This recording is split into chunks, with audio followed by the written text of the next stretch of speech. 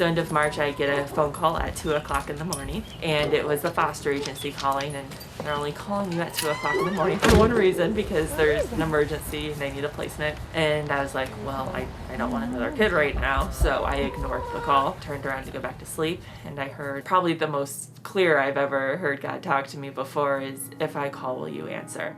We're all dressed up as Disney princesses. Oh, it's the live action Beauty and the Beast, and we're all dressed up as Disney princesses. It was about 6 years ago when I started that process. It wasn't until a family friend started fostering that I gave it another thought. And she basically told me, she's like, you know, they need a place where they'll be loved and where they can be safe. And if you're able to provide that for them and that's what you're being called to do, then that shouldn't stop you. This is Jessica when she was brand new.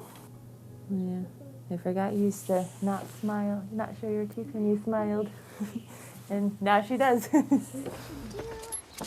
agency called again. They were like, hey, we have a 9-year-old that needs placement tonight.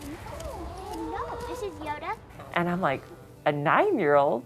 No, I don't know what grade a 9-year-old is in. I didn't know if they could read. I don't know what they eat, what they do. Like, I had no concept of like where a 9-year-old was in the range of child development. They like to look for bugs.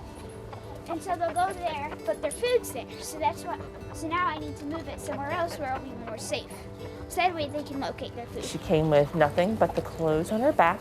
I remember we were in this room, her and the caseworker came in and they sit on the couch and I come in and I look at her and it was like one of those moments I was like, yeah, she's not leaving. Jessie, Fluffy, Appleman. Jessie is a combination of Jessie, which is my nickname, Jessie, and Yes Day, which is the day that my mom said yes to me, Jackie.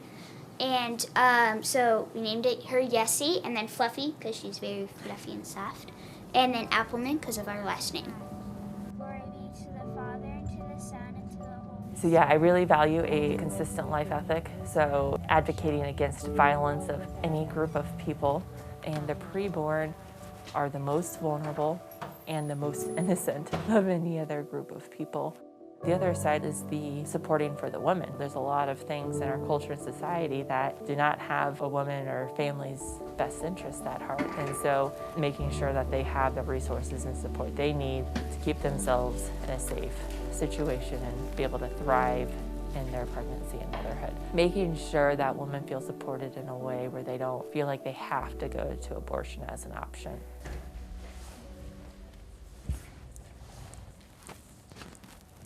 You know, as I reflected on my story, fear is a thing that kept coming up that kept stopping me from saying yes right away. Fear before taking this job, that it wasn't my plan to adopt. And looking back on it, it just seems so ridiculous that I was afraid of those things. And so I'm grateful for God's continued invitation and continued presence in my life, even despite my nose. And once I was able to acknowledge and address the fear, I was like, okay, I'm gonna do this.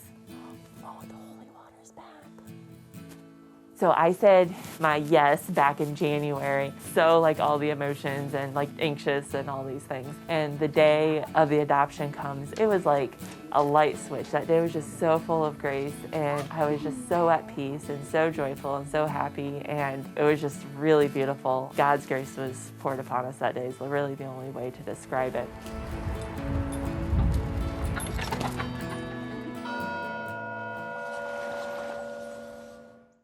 Want a snack? Oh, it didn't even crack. Let's try that again. There you go.